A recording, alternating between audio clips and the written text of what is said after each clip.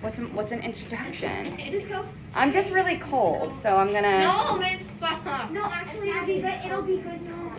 I'm just a little cold. Just say, hey guys, welcome back to my YouTube. No. Yeah. All right, so we are reading the next chapter in Witches, and I'm just like putting this on 'cause, like I said, I'm No. very cold. No. I'm a little chilly, right? Mr. You're Lord? not It's cold. chilly. No, it's not. It's chilly. I'm not freezing So- at all. Before we read, two things I would like to discuss. If we open up to the table of contents page, everyone do that. So far we've read A Note About Witches, My Grandmother, and How to Recognize a Witch. Now we didn't go over the race question for how to recognize a witch, but did everyone complete that race? Yeah. Okay, so I might collect your readers' notebooks at some point and check to see how you guys did because we didn't get to review that one together. But we learned a lot of ways to recognize a witch. Can we review quickly what are some ways? And why don't we go back to that chapter? Because we always like to go back to the text. So let's go to 24.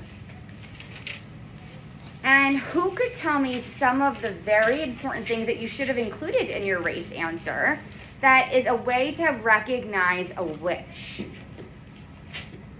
Brielle. They are always bald. And what do they wear on their heads? A wig. Very good.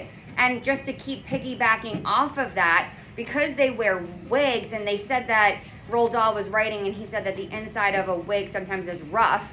What do the witches do often because they're wearing those wigs? Alex?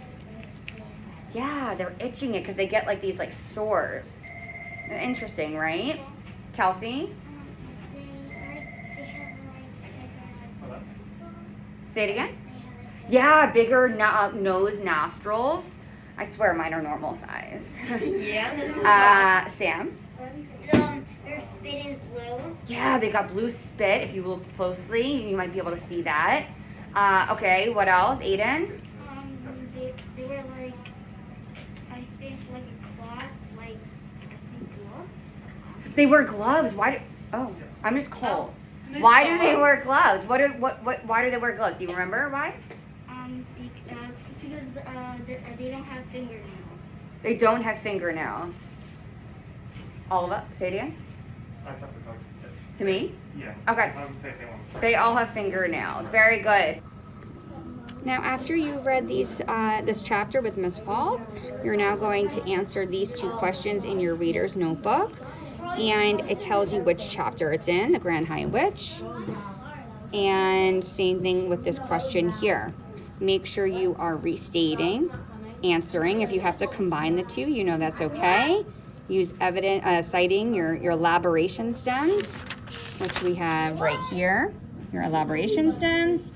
And then your E, for evidence or explanation, your elaboration stems.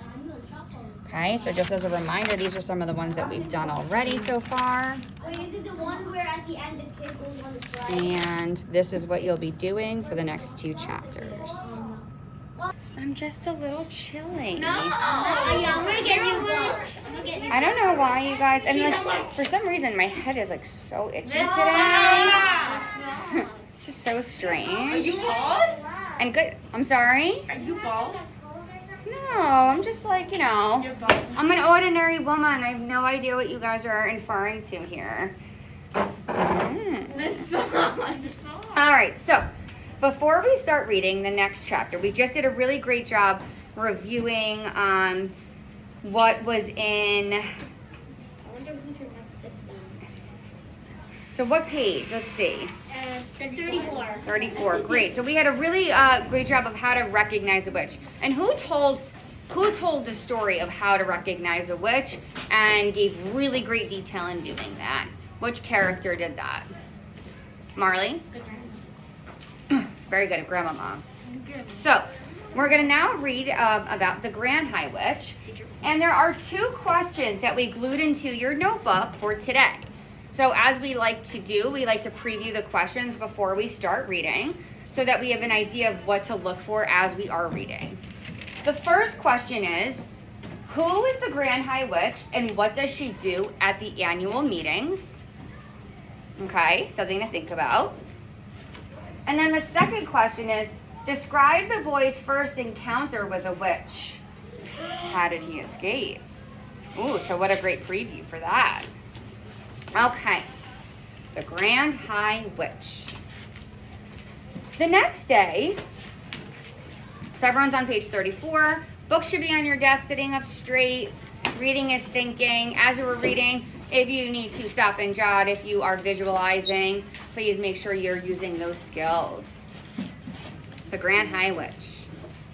The next day, a man in a black suit arrived at the house carrying a briefcase, and he held a long conversation with my grandmother in the living room. I was not allowed in while he was there, but when at last he walked away, my grandmother came in to me, walking very slowly and looking very sad. The man was reading me your father's will, she said. What is a will? I asked her. It's something you should write before you die, she said. And in it says who is going to have your money and your property. But most important of all, it says who is going to look after you, your child, if both the mother and father are dead. A fearful panic took hold of me. It did say you, Grandmama, I cried. I don't have to go to somebody else, do I? No, she said. Your father would never have done that. He has asked me to take care of you for as long as I live. But he has also asked that I take you back to your house in England. He wants us to stay there. We're on page 34, Kels. Okay. Where are they now? What country are they in now? You guys remember? Riel? Norway. So she's saying we have to go back to England. But why? I said, why can't we stay here in Norway? You would hate to live anywhere else. You told me you would. I know, she said, but there are a lot of complications with money and with the house that you wouldn't understand. Also, it is said that you will, although all your family is Norwegian, you were born in England and you have started your education there. And he wants you to continue going to English schools. Oh, Grandmama, I cried. You don't want to go and live in our English house? I know you don't. Of course I don't, she said, but I'm afraid I must.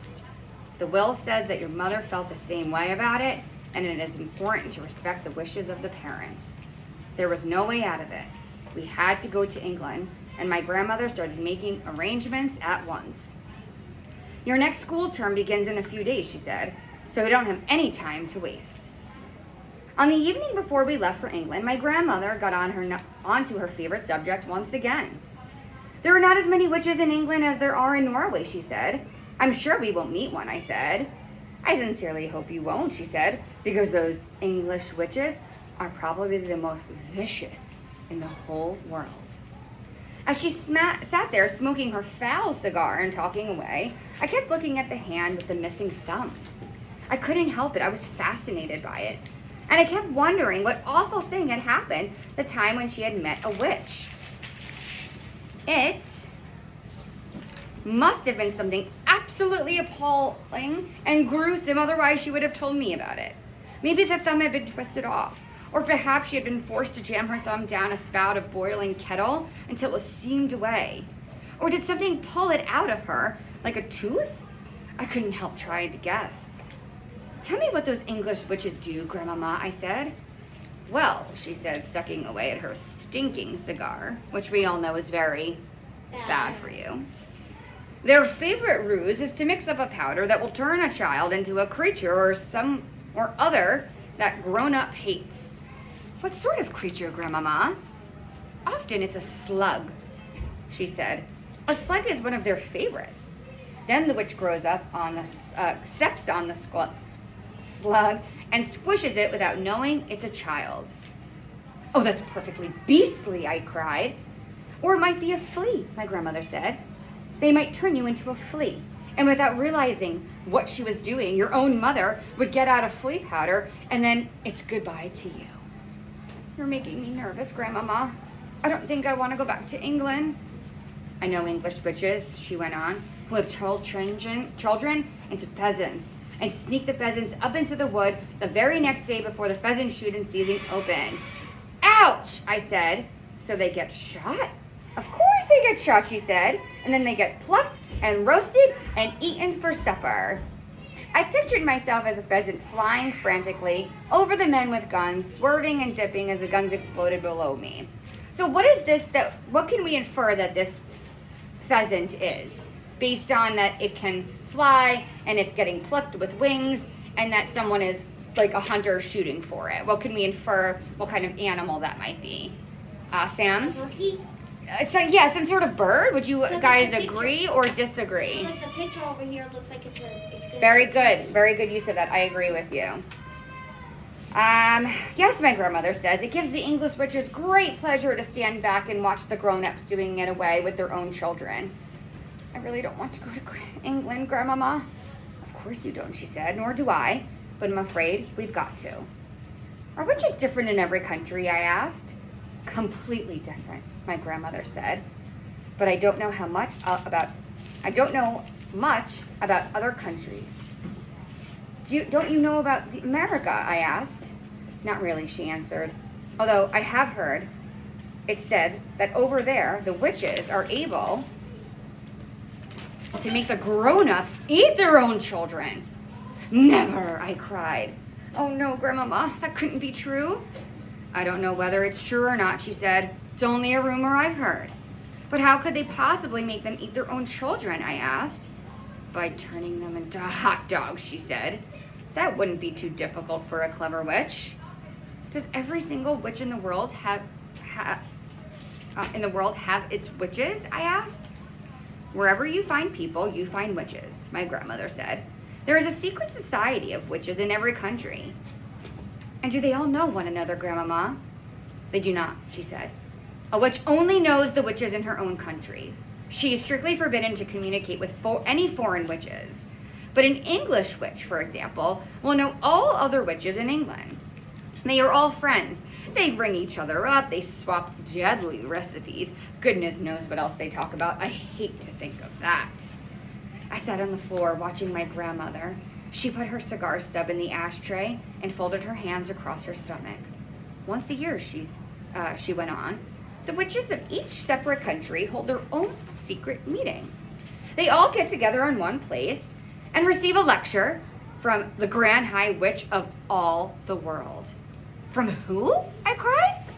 She is the ruler of them all, my grandmother said. She is all-powerful. She is without mercy. All other witches are petrified of her. They see her only once a year at their annual meeting. She goes there to whip up excitement and enthusiasm and to give orders. The Grand High Witch travels from country to country, attending these annual meetings. Where do they have the great meetings, Grandmama? There are all sorts of rumors, my grandmother answered. I have heard it said that they just book into a hotel like any other group of women who are holding a meeting. I have also heard it said that some very peculiar things have gone on in hotels they've stayed in. It is rumored that the beds are never slept in, and that there are burn marks on the bedroom carpet, that toads are discovered in the bathtubs, and that in the kitchen, the cook once found a baby crocodile swimming in the saucepan of soup. My grandmother picked up her cigar and took another puff, inhaling the foul smoke deeply in her lungs. Where does the Grand High Witch live? When she's at home, I asked. Nobody knows, my grandmother said. If we knew that, then she could be rooted out and destroyed. Witcherfields all over the world have spent their lives trying to discover the secret headquarters of the Grand High Witch.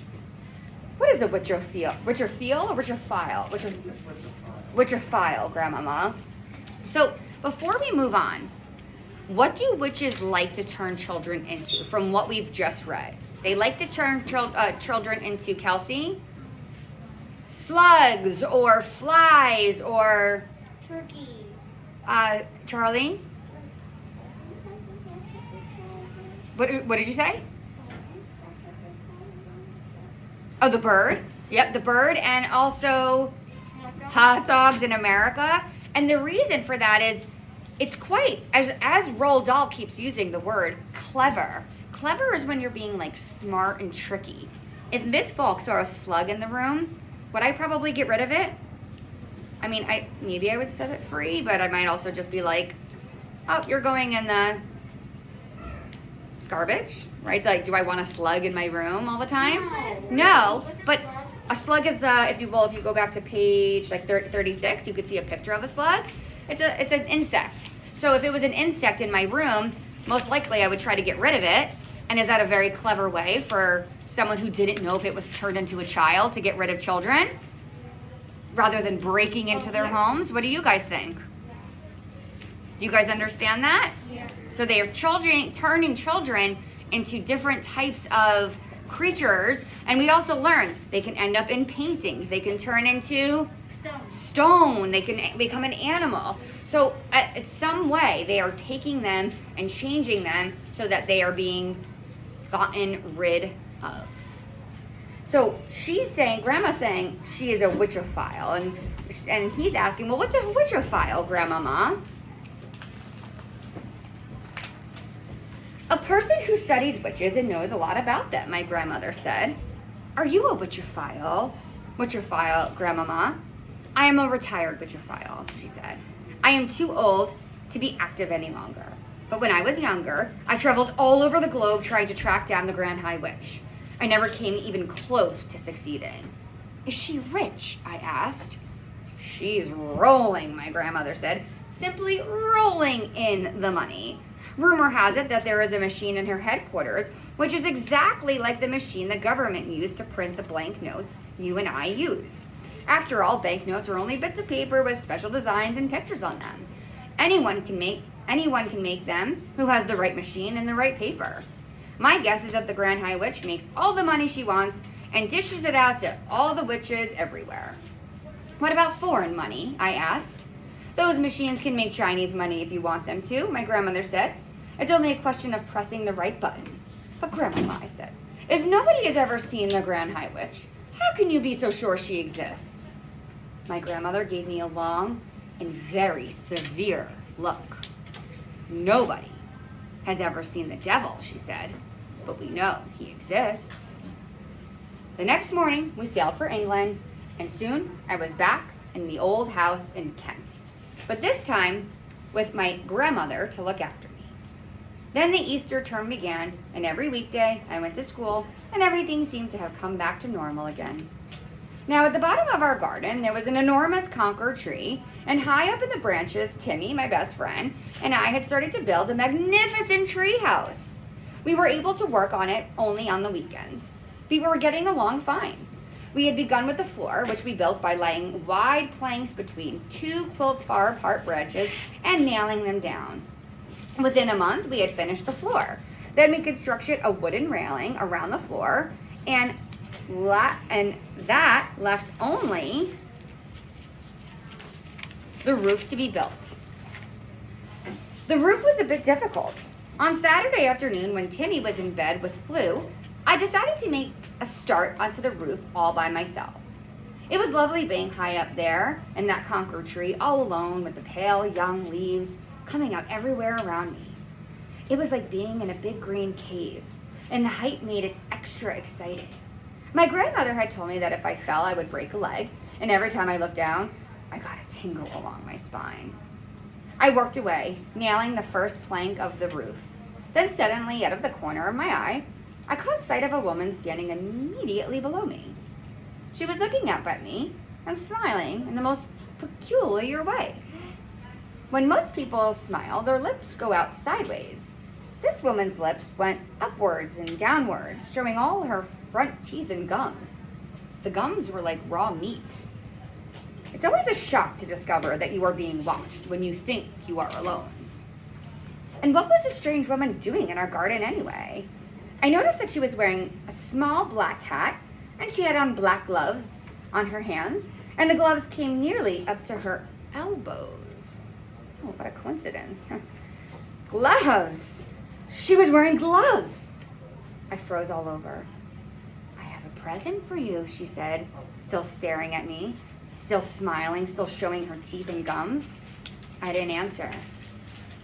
Come down out of that tree, little boy, she said. I'll give you the most exciting present you've ever had. Her voice had a curious rasping quality. It made a sort of metallic sound as that her throat was full of drawing pins. Without taking her eyes from my face, she very slowly put one of those gloved hands into her purse and drew out a small green snake. She held it up for me to see. "It's tame," she said. The snake began to coil itself around her forearm. It was brilliant green. "If you come down here, I shall give him to you," she said. "Oh, Grandmama," I thought, "come and help me." Then I panicked. I dropped the hammer and shot up the enormous tree like a monkey. I didn't stop until I was as high as I could possibly go, and there I stayed, quivering with fear. I couldn't see the woman now. There were layers and layers of leaves between her and me. I stayed up there for hours, and I kept very still. It began to grow dark. At last, I heard my grandmother calling my name. "I'm up here," I shouted. "Come down at once," she called out. "It's past your supper time." "Grandmama," I shouted, "has that woman gone?" "What woman?" my grandmother called back. "The woman in the black gloves." There was silence from below. It was the silence of somebody who was too stunned to speak.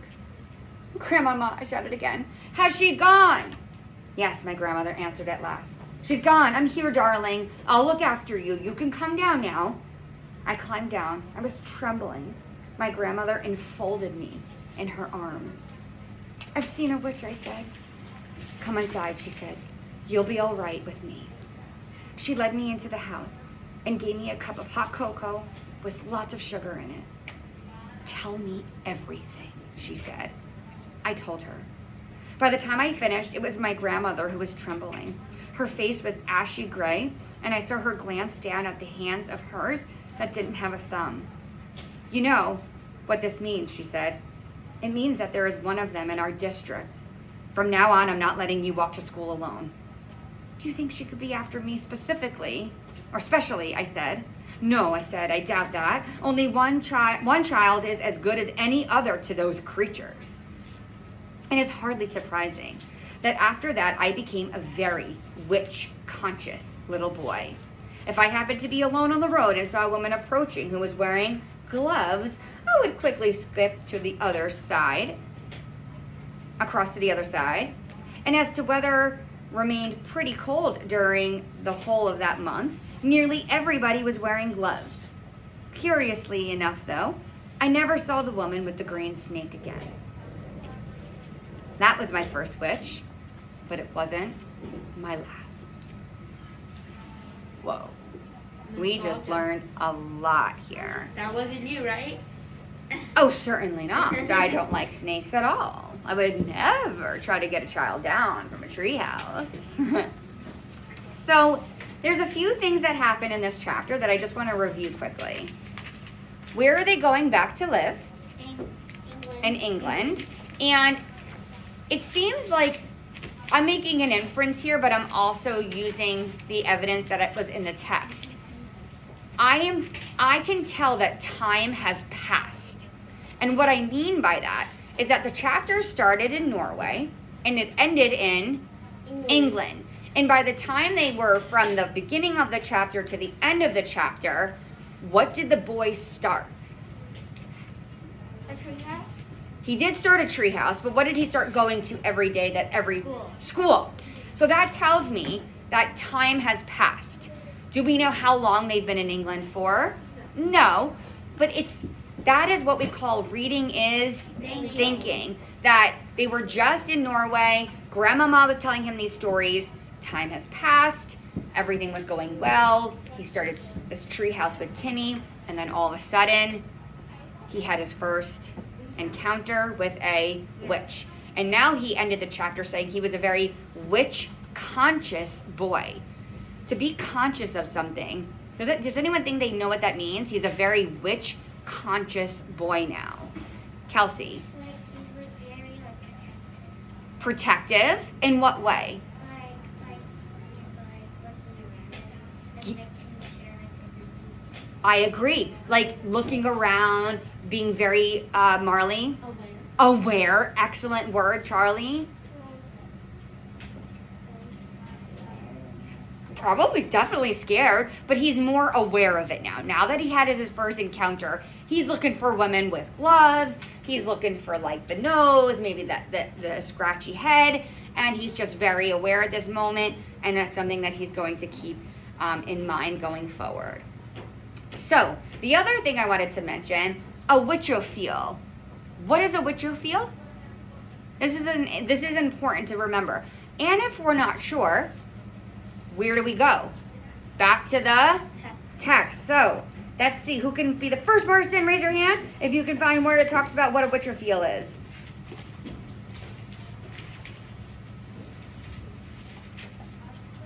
There's 2 pages. I found it. Brielle. Page 40.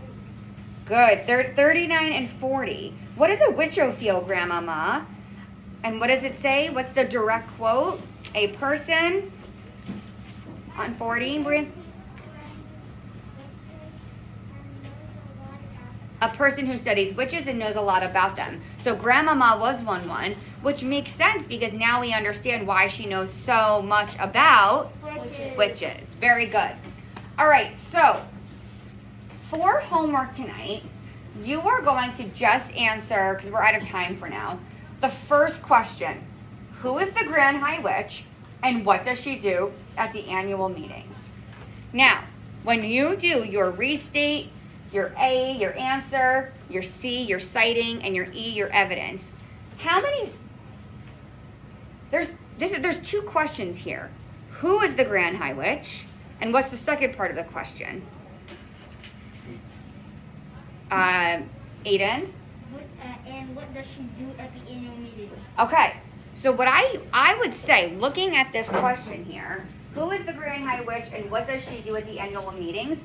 I would say that you can probably combine your R and A for this one, that you can restate the Grand High Witch is, and then you can also answer it.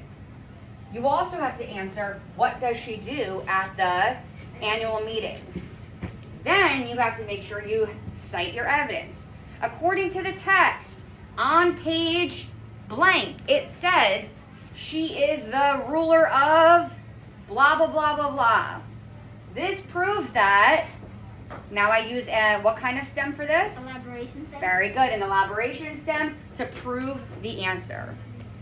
This one, we'll start with morning work for tomorrow, the next one. So right now on the top of your page here, I want you to write homework. And make sure that it says pages 38 and 39. This is so this is important that I gave you this. This is exactly where you find your answers for your race response tonight. Exactly where you found it. We'll find it. Homework, Monday. You can put 12-20. And you will hand that in tomorrow.